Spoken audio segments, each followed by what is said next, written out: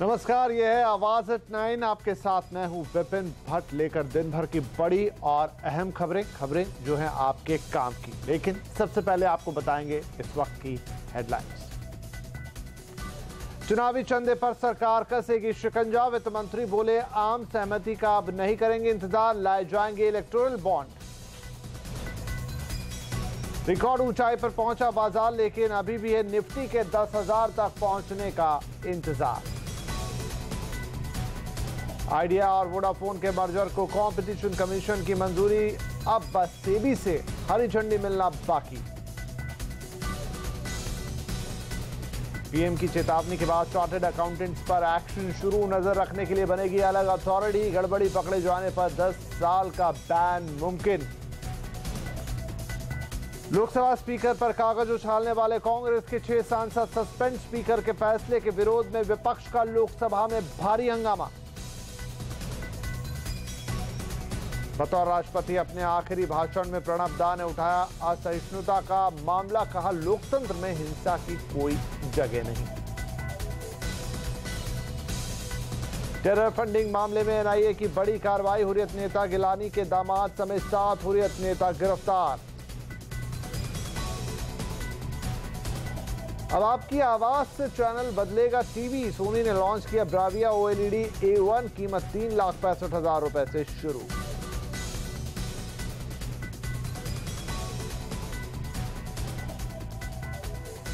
वित्त मंत्री अरुण जेटली ने जल्दी ही चुनावी बॉन्ड लाने का इरादा जताया। इनकम टैक्स डे के कार्यक्रम में वित्त मंत्री ने कहा कि अगर राजनीतिक पार्टियों के बीच सहमति नहीं बनती है तब भी सरकार बॉन्ड लाएगी। उन्होंने कहा कि किसी भी राजनीतिक पार्टी ने इस मामले में अब तक कोई सुझाव नहीं दिया है। वित्त मंत्री ने साफ किया है कि सरकार अपनी जिम्मेदारियों से भाग नहीं सकती।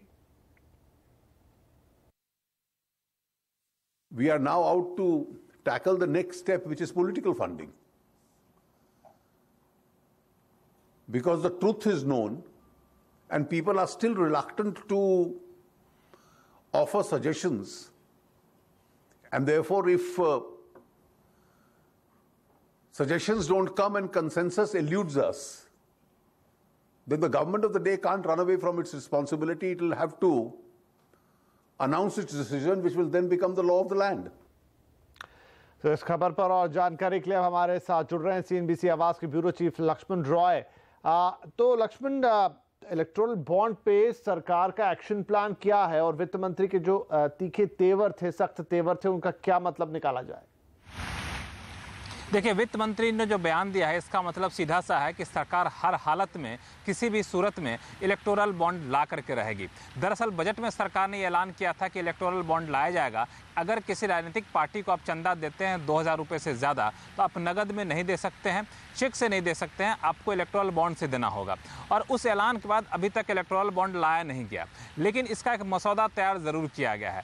उस मसौदे को सभी राजनीतिक पार्टियों के पास भेजा गया कि इस पर आप देखिए, आप अपनी राय दीजिए। लेकिन अभी तक किसी प्रमुख पार्टी ने इस पर अपनी राय नहीं दी है। हालांकि वित्त मंत्री का बयान के बाद कांग्रेस की तरफ से ये ज़रूर कहा गया कि हमने अपने सुझाव दे दिए हैं, लेकिन वित्त मंत्री का बयान साफ तौर से इशारा करता है कि राजनीतिक पार्टियां अगर इसका विरोध करेंगी तब भी हम इलेक्टोरल बॉन्ड ला करके रहेंगे। तो माना जा रहा है कि अगले 1 या 2 महीने के भीतर इलेक्टोरल बॉन्ड आ जाएगा। इलेक्टोरल बॉन्ड जो है, एक छोटे बता दूं आपको, ये एक तरह से राजनीतिक पार्टियों को चंदा देने का हथियार रहेगा, एक जरिया बनेगा।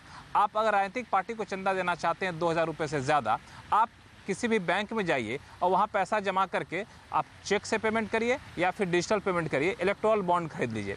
इलेक्टोरल बॉन्ड जो होगा उस पर ये नहीं लिखा रहेगा कि आपने ये इलेक्टोरल बॉन्ड बनवाया है, और ना तो किसके नाम से होगा वो भी नहीं लिखा रहेगा।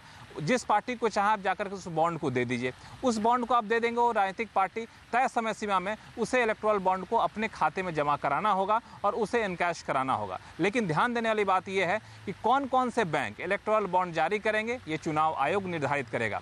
किस किस राजनीतिक पार्टी के किस बैंक खाते में इलेक्टोरल बॉन्ड जमा करके इनकैश कराया जा सकता है, ये चुनाव आयोग तय करेगा। इसका मकसद ये है कि काले धन के जरिए चुनावी चंदा देना और चुनावी चंदे में पारदर्शिता लाना, इसको सुनिश्चित करना इस इलेक्टोरल बॉन्ड का मकसद है। बहुत शुक्रिया इस जानकारी के लिए। अगर इनकम टैक्स देने वालों की संख्या बढ़ती है तो सरकार टैक्स की दरें कम करने पर विचार कर सकती है। इनकम टैक्स सेलिब्रेशन डे के मौके पर आज वित्त मंत्री अरुण जेटली ने ये बात कही। We would like our rates to become even more reasonable than what the CBDT chairman has just now suggested. But to enable us to do that, we need to expand our base. And therefore, people must realize through persuasion, through voluntary disclosure schemes, which we have all tried, to come within the net and therefore contribute to this whole process of building a nation. Modi सरकार chartered accountants पर निगरानी रखने के लिए एक authority बनाने जा रही है। अथॉरिटी ने किसी सीए या फर्म के काम में गड़बड़ी पाई तो उसे बैन भी कर सकती है। जिन्होंने ऐसे लोगों को सहारा दिया हो, जिन्होंने ऐसे लोगों को रास्ता दिखाया हो, क्या आपके भीतर बैठे हुए ऐसे लोगों को आपने अब पहचान लेने की जरूरत है कि नहीं? उनको जरा किनारे करने की जरूरत लगती है कि नहीं लगती है? इसी महीने प्रधानमंत्री ने सीएस को उनके ही कार्यक्रम में चेतावनी दी, भ्रष्टाचार में सहयोगी ना बने। अब उस चेतावनी पर एक्शन शुरू हो गया है। सरकार सीएस पर निगरानी रखने के लिए नेशनल फाइनेंशियल रिपोर्टिंग अथॉरिटी बनाने जा रही है। कंपनी एक्ट 2013 में ही इस अथॉरिटी को बनाने का प्रावधान था, लेकिन अब तक ये सिर्फ कागजों में ही रहा। आपको बता दें कि अब तक सीएस से जुड़े सारे मामले institute of chartered accountants of India यानी ICAI देखती है, लेकिन सरकार इसके कामकाज से संतुष्ट नहीं है। प्रधानमंत्री नरेंद्र मोदी ने ICAI के कार्यक्रम में कहा था कि एक दशक से सिर्फ 25 ऑडिटर के खिलाफ कार्रवाई हुई। गड़बड़ी के 1400 मामले अब तक लंबित हैं। हालांकि ICAI का अब भी कहना है कि वो गड़बड़ियों को ठीक करेगा। ये जो बॉडीज हैं, जो डायरेक्टर डिसिप्लिन है, डिसिप्लिन बोर्ड है, जो डिसिप्लिन कमेटी है और अपीलेट बोर्ड है, वो they will be little bit more fast in working on there working and delivering judgments. नई अथॉरिटी के पास चार्टर्ड अकाउंटेंसी से जुड़ी सारी ताकत होगी। इसमें 15 सदस्य होंगे और अथॉरिटी सरकार को ऑडिट और अकाउंटिंग जैसे मुद्दों पर सलाह देगी। नई संस्था सीएस की गड़बड़ी के मामलों की जांच भी करेगी। अथॉरिटी के पास सीए और फर्म पर 6 महीने से 10 साल तक रोक लगाने की ताकत होगी। उम्मीद कर सकते हैं कि काले धन का गोरख धंधा करने वालों का गणित संभालने वालों पर शिकंजे से ब्लैक मनी पर रोक लगाने में मदद मिलेगी। रोहन सिंह, दिल्ली। बाजार में शानदार तेजी का दौर जारी है। आज भी बाजार रिकॉर्ड ऊंचाई पर बंद हुआ। हालांकि पूरे दिन निवेशकों की नजर 10,000 के जादुई आंकड़े पे थी, लेकिन निफ्टी 10,000 के बेहद करीब पहुंचकर लौट आया। अंत में सेंसेक्स 216 पॉइंट और निफ्टी 51 पॉइंट की तेजी के साथ बंद हुए। बाजार में आज सरकारी बैंक, आईटी और एफएमसीजी शेयरों का दम दिखाई दिया। बैंक शेयरों में Andhra bank, IDBI, union bank में तेजी दिखी। वहीं आईटी और विप्रो और टीसीएस में तेजी देखने को मिली। साथ ही रिलायंस और आईटीसी जैसे दिग्गज भी आज बढ़त के साथ बंद हुए। हालांकि बाजार में आज फार्मा और मेटल शेयर्स की चमक कम होती नजर आई। बाजार की तेजी पर आरबीआई के डिप्टी गवर्नर एसएस मुंद्रा भी सतर्क नजरिया रख रहे हैं। नेटवर्क 18 से एक्सक्लूसिव बातचीत करते हुए उन्होंने कहा कि सेंसेक्स और निफ्टी के आंकड़े पूरे देश का प्रतीक नहीं है। When we only talk about Sensex and Nifty, and then if we say that it is is representing the whole trend of the nation, while they are a representative bunch, but I think a broad-based rally and a limited rally has huge differences. Yes. How much liquidity plays a part? Then when the international investor, I maybe as I said, I am not very proficient in understanding the market, but some of the things which I feel. Sometimes the international investment is guided by a theory of composite return, and composite return include the market return as well as the return on the exchange front and all that. So I won't completely read too much into this. CCI ने Vodafone idea merger को मंजूरी दे दी है। अब बस सेबी की मंजूरी बाकी है। इस मर्जर के बाद वोडाफोन आइडिया देश की सबसे बड़ी टेलीकॉम कंपनी बन जाएगी, जिसका वैल्यूएशन $2,000 करोड़ की से ज्यादा होगा। नई एंटिटी में दोनों करीब 38 करोड़ कस्टमर्स के साथ आगे बढ़ेंगे। जीएसटी के कारण होटल इंडस्ट्री का बुरा हाल है। नई टैक्स व्यवस्था को आए 1 महीना भी नहीं हुआ है और इंडस्ट्री को 20% तक नुकसान हुआ है। होटल मालिकों का कहना है कि अगर सरकार ने राहत नहीं दी तो पूरी इंडस्ट्री चौपट हो सकती है। 7,500 रुपए प्रतिदिन से ज्यादा के किराए वाले होटलों और रेस्टोरेंट पर 28% जीएसटी। साथ ही जिस शहर में रजिस्ट्रेशन नहीं है, वहां के स्टे और इवेंट पर इनपुट क्रेडिट नहीं मिलना। इंडस्ट्री पर अब असर दिखने लगा है। होटलों की बुकिंग में कमी आई है। कंपनियां दूसरे शहरों में इवेंट करने से बच रही हैं।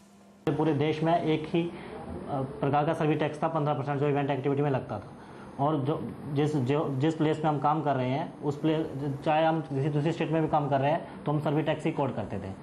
अब जब दूसरी स्टेट में हम जो काम कर रहे हैं तो हमें पहले रजिस्टर होना जरूरी है, वहाँ पे अपनी ब्रांच या कुछ बनाना पड़ेगा, तब जाके हम रजिस्टर हो पाएंगे। इंडस्ट्री को आशंका है कि अगर सरकार ने सुध नहीं ली तो नुकसान 50% तक बढ़ सकता है। बाहर के मुल्क वो सब अट्रैक्ट कर रहे हैं। मॉरिशस है, दुबई है, बैंकॉक है और श्रीलंका है। They are all giving very comparative rates और टैक्सेस भी बड़े लो हैं।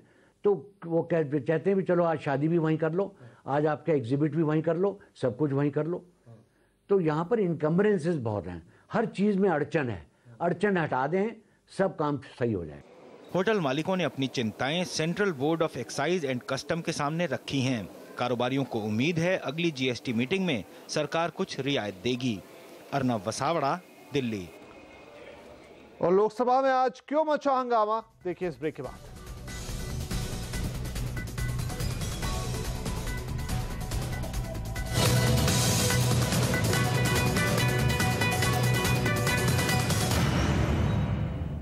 लोकसभा में कांग्रेस के सांसदों ने स्पीकर सुमित्रा महाजन पर आज कागज फेंके। इस घटना पर कड़ा रुख अपनाते हुए स्पीकर ने 6 सांसदों को 5 दिन के लिए सस्पेंड कर दिया। पूरा देश सांसदों का यह बर्ताव देख रहा है। उन्होंने कहा कि वो देखना चाहती हैं कि सांसद अनुशासनहीनता की किस हद तक जा सकते हैं। सस्पेंड होने वाले सांसदों में जी गोगोई, के सुरेश, अधीर रंजन चौधरी, रंजीत रंजन, सुष्मिता देव और M.K. राघवन शामिल हैं। कोई भी व्यक्ति जरा सी भी कुछ गलत व्यवहार करता है तो मैं तुरंत बोलती हूँ। मैं उस समय पार्टी नहीं देखती। आपने देखा होगा कोई पीट करके हमारा भी व्यक्ति खड़ा हो, हमारा यानी आप बोलोगे हमारी पार्टी का या जो भी कुछ सत्तारूढ़ पार्टी का कोई मंत्री भी करता है तो भी मैं उनको बोलती हूँ अलग हटो, ऐसा नहीं करना। वहीं इस मामले में कांग्रेस ने सरकार पर निशाना साधा है। कांग्रेस नेता मल्लिकार्जुन खड़गे ने इस फैसले को लोकतंत्र के खिलाफ बताया है। 6 पार्लियामेंट सदस्यों को जो निलंबित किया गया है ये उचित नहीं है। एक तरफ हम लोकतंत्र की बात करते हैं और दूसरे तरफ जो प्रोटेस्ट करते हैं उनके खिलाफ गवर्नमेंट अगर सख्त कदम उठाने का सिफारिश करता है तो ये डेमोक्रेसी के लिए ठीक नहीं है। बतौर राष्ट्रपति आज प्रणब मुखर्जी ने देश के नाम अपने आखिरी संबोधन में सहिष्णुता पर जोर दिया। उन्होंने कहा कि भारत सिर्फ किसी भौगोलिक क्षेत्र का नाम नहीं है, विविधता भारतीय संस्कृति की पहचान है। साथ ही उन्होंने कहा कि लोकतंत्र के लिए जनसंवाद बेहद जरूरी है। एक लोकतांत्रिक समाज में हिंसा की कोई जगह नहीं है। We must free our public discourse from all forms of violence, physical as well as verbal. Only a non-violent society can ensure the participation of all sections of the people, especially the marginalized and the dispossessed, in the democratic process. NCR के Amrapali group के 2 बड़े अधिकारी CEO Hrithik Sinha और director Nishant Mukul को police ने हिरासत में ले लिया है। मामला है 4 करोड़ रुपए का बकाया लिवर सेस का। ऋतिक सिन्हा आम्रपाली ग्रुप के सीएमडी अनिल शर्मा के दामाद हैं और डायरेक्टर निशांत मुकुल शर्मा के साले हैं। बता दें कि कल ही उत्तर प्रदेश के मुख्यमंत्री योगी आदित्यनाथ ने बिल्डरों के खिलाफ कड़ी कार्रवाई की चेतावनी दी थी। हालांकि आज की ये कार्रवाई एसडीएम दादरी की तरफ से की गई है। फिलहाल दोनों को एसडीएम कोर्ट की हवालात में ही रखा गया है। क्या नोएडा के 1.5 लाख घर खरीदारों की किस्मत बदलने वाली है? क्या उनके लिए गृह योग आने वाला है? उत्तर प्रदेश के मुख्यमंत्री योगी आदित्यनाथ ने बिल्डरों को चेतावनी दी है कि पोजीशन दो, नहीं तो एक्शन के लिए तैयार रहो। बहुत सारे लोग ऐसे भी हैं जो लोग अभी भी पूरी तरह रिजिड हैं, और मुझे लगता है कि जब बहुत समय तक बातचीत से समस्या का समाधान नहीं निकलता हुआ दिखाई देगा तो सरकार को कड़े कदम तो उठाने पड़ेंगे उन स्थितियों में। रेरा एक्ट उस जिससे हम लोगों को इस बात के लिए बाध्य करता है। नोएडा, ग्रेटर नोएडा में ये अधूरी इमारतें नहीं, ईंट पत्थरों की शक्ल में अधूरे ख्वाब हैं। सिर्फ नोएडा में ही 1.5 लाख ऐसे अधूरे ख्वाब हैं। एक अदद आशियाने का ख्वाब। पोजीशन में इस देरी से तंग आ चुकी आदित्यनाथ योगी सरकार ने अब बिल्डरों से साफ कह दिया है कि पोजीशन 2 नहीं तो एक्शन होगा। हालांकि इस चेतावनी के बाद भी बिल्डर टाल मटोल का रवैया छोड़ने को तैयार नहीं है। जैसे अगर नोएडा एनसीआर की हम बात करते हैं तो यहाँ पे एनजीटी का बहुत बड़ा इशू रहा, जिसके कारण 2 से 3 साल तक प्रोजेक्ट वहाँ पे डिस्टर्ब रहे। अगर दूसरा फार्मर्स का बहुत बड़ा इशू रहा है, इसके अंदर सभी पूरा नेशनल न्यूज़ में आई थी, 3 से 4 साल वहाँ पे हो गए। लेकिन हम लोग पूरी कोशिश करेंगे सभी को जितने भी कमिटमेंट्स है सभी को पेंशन उन लोगों को दिया जाए। सब लोग लगे हुए हैं इस समय। घर खरीदार बिल्डरों के इन पैतरों से अच्छी तरह वाकिफ हैं। इनका कहना है कि पहले भी योगी सरकार ने चेतावनियां दी हैं, लेकिन नोएडा अथॉरिटी ने बिल्डरों के खिलाफ सख्ती नहीं की। जो बिल्डर्स हैं जिनने जो डिफॉल्टर्स हैं या तो इनको बाय आउट कराए और कुछ स्टेट भी पैसा लगाए, बाद में उनका एक रिकवरी मैकेनिज्म वो कर सकते हैं। दूसरी बात यह है कि जो स्टेट का डेफिसिट रह जाएगा जो उन्होंने डाला है वो रिकवर करें बिल्डर्स से अपने मैकेनिज्म पे। जाहिर है पानी सिर के ऊपर से निकल चुका है, अब एक्शन का वक्त है। कोरी चेतावनियों से घर खरीदारों को राहत नहीं मिलने वाली। अर्नब वसावड़ा, दिल्ली।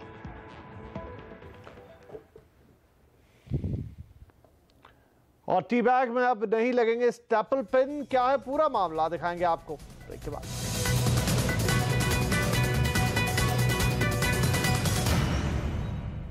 डॉक्टरी में विदेशी कॉलेज से डिग्री लेने के लिए अब विदेश नहीं जाना पड़ेगा, क्योंकि अब यहीं अपने देश में विदेशी मेडिकल कॉलेज खुल सकते हैं। इससे मेडिकल कॉलेज के छात्रों को तो फायदा होगा ही, देश में डॉक्टरों की कमी को दूर करने में भी मदद मिलेगी।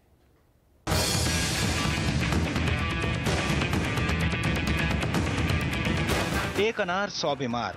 देश के ज्यादातर अस्पतालों की ये तस्वीर बदलने के लिए सरकार मेडिकल काउंसिल ऑफ इंडिया यानी MCI के नियमों में बदलाव करने जा रही है। मकसद है मेडिकल एजुकेशन में 100% विदेशी निवेश लाना। मेक इन इंडिया के तहत सरकार ने शिक्षा में 100% विदेशी निवेश का ऐलान किया। सरकार को उम्मीद थी कि मेडिकल शिक्षा में भी निवेश आएगा, लेकिन MCI ने पिछले साल मार्च में एक नोटिफिकेशन जारी कर मेडिकल संस्थाओं के लिए शर्तें तय कर दी। इसका असर ये हुआ कि मेडिकल एजुकेशन में विदेशी निवेश पर एक तरह से रोक लग गई।